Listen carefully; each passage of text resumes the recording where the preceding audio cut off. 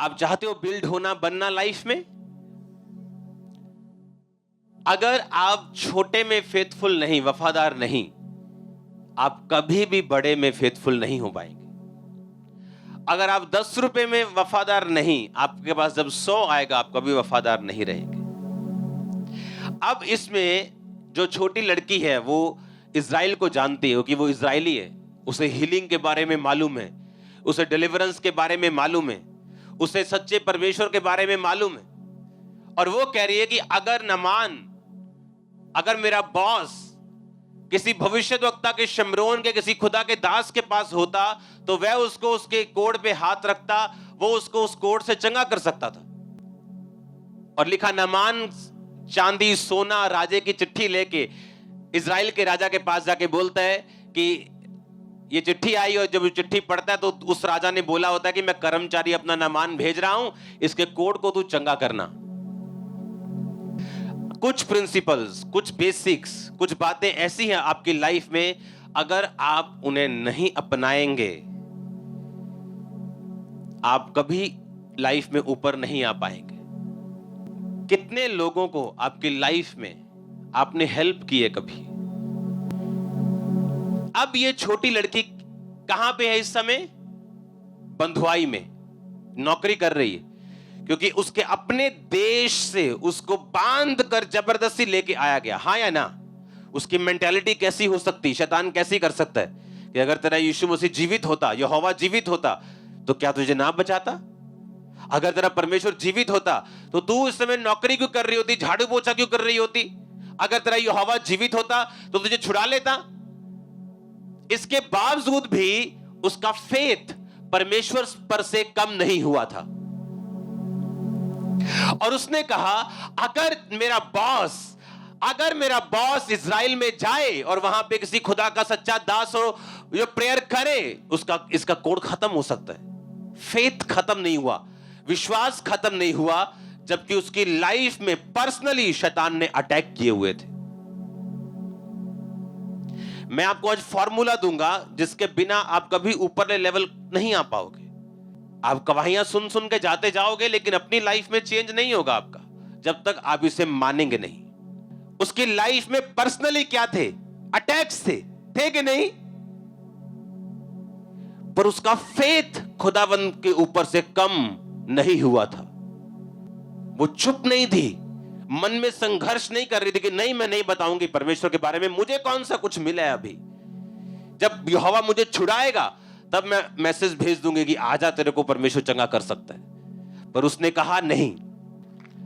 अगर आप आज नहीं शुरू करेंगे, मान लो मेरे पास 300 रुपए हैं, मुझे लगता है यार 30 रुपए में तो दरी की सफाई तक नहीं होगी। 30 रुपए में क्या होगा? 30 रुपए में मैं खुदा के परमेश्वर वो 30 रुपए नहीं देख रहा, वो आपका हार्ट देख रहा है, आप फेथफुल है या नहीं। मैं आपको ये कहना चाहता हूं, यहां पर पैसा उसकी हीलिंग में काम नहीं आ रहा था। कितना पैसा था उसके पास? सोने चांदी और महंगे कपड़ों के वो ऊंट और गधे लाद के गया कि जो मेरी हीलिंग करेगा मैं उसे इनाम दूंगा। कई बार लोगों का पैसा उनकी प्रॉब्लम सॉल्व नहीं कर सकता। आप मत सोचे कि आप छोटे हैं, आप मत सोचे कि आपको अपनी प्रॉब्लम्स हैं। जब तक आप इस दुनिया में हो ये चलेगा साथ साथ। आप मत सोचे ऐसा। आप हेल्पर बने जिस भी पोजीशन में हो। पता है क्यों? उस लड़की ने उसकी वो हेल्प कर दी जो उसका पैसा नहीं कर सका, उसका राजा नहीं कर सका, उसकी पोजीशन नहीं कर सकी।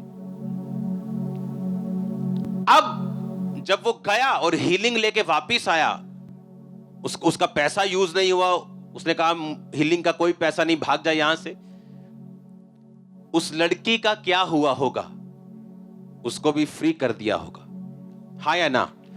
जब आप जेन्युइनली किसी की हेल्प करते हैं, जहां पे वो अपनी हेल्प नहीं कर सकता, उसका पैसा नहीं कर सकता, पोजीशन नहीं कर सकती, उसका बॉस राजा नहीं कर सकता, लेकिन आपने उसकी हेल्प की। जब आप किसी की हेल्प करके जेन्युइनली उसको छुड़ाते हैं, जब आपका नंबर आता है आपको भी छुड़ाया जाता है। इस तरह से एक मिनिस्ट्री बढ़ती है, इस तरह से एक विश्वासी बढ़ते हैं। जब वो बोते हैं, हेल्प करते हैं जेन्युइनली। आप जानते हैं आज चर्चिस के कुछ मेंबर्स पे कर्स काम करता है उनकी लाइफ में। पता है क्यों? उनको मालूम है कि ये वाला बांस इसको पेंट करना चाहिए और वो कमाल का पेंटर है, पर वो कभी बांस पेंट करने के लिए नहीं है। आपको मालूम ये कर्स है? ये आपकी बढ़ोतरी के ऊपर एक धब्बा है, ये एक ब्लॉकेज है। जो गिफ्ट, जो ब्लेसिंग, जो पोजीशन, जितना भी खुदावंद ने आपको दिया है, अगर आप उसे चर्च में परमेश्वर के किंगडम के लिए यूज नहीं करते, आप खुद अपनी तरक्की में एक ब्लॉकेज हो।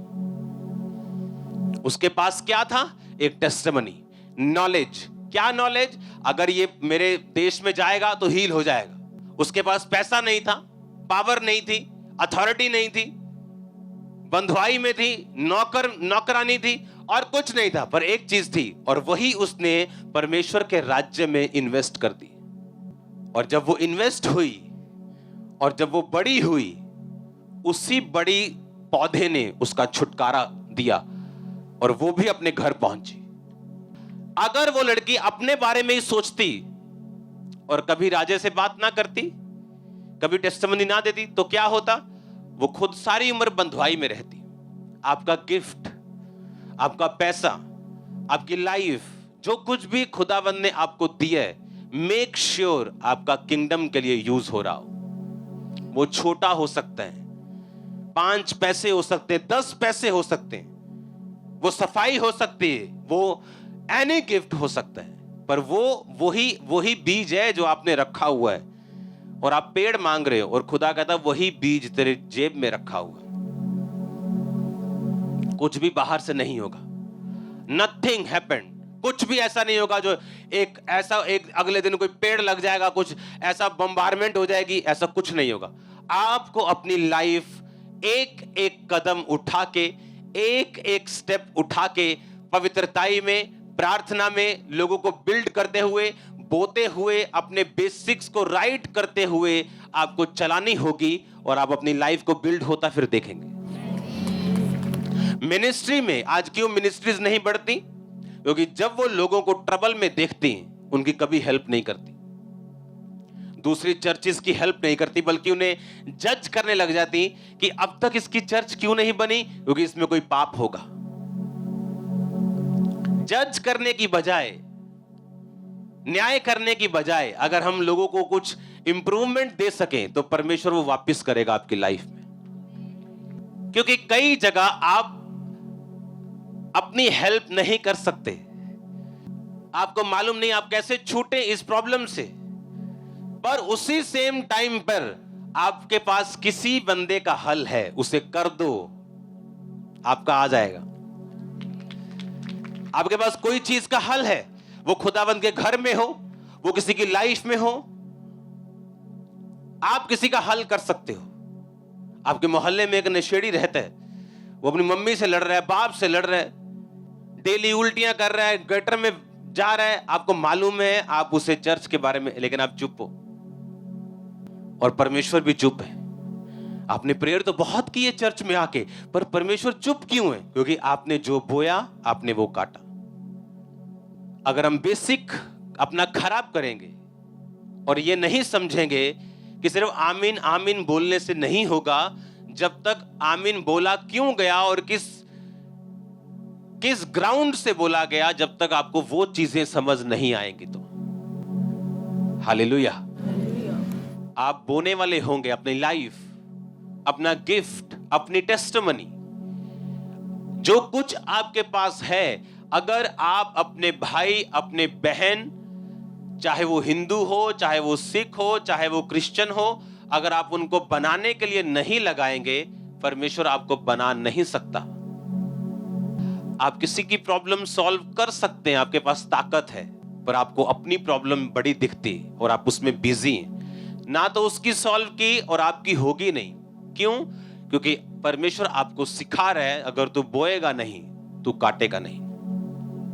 इसीलिए आपको डरना चाहिए जब कोई आपसे हेल्प की उम्मीद करे और आप उसे अपना 100% दें, चाहे वो जितनी उम्मीद कर रहा है, अगर आपके पास उतना नहीं, लेकिन जितना आप में कैपेसिटी है, Hallelujah.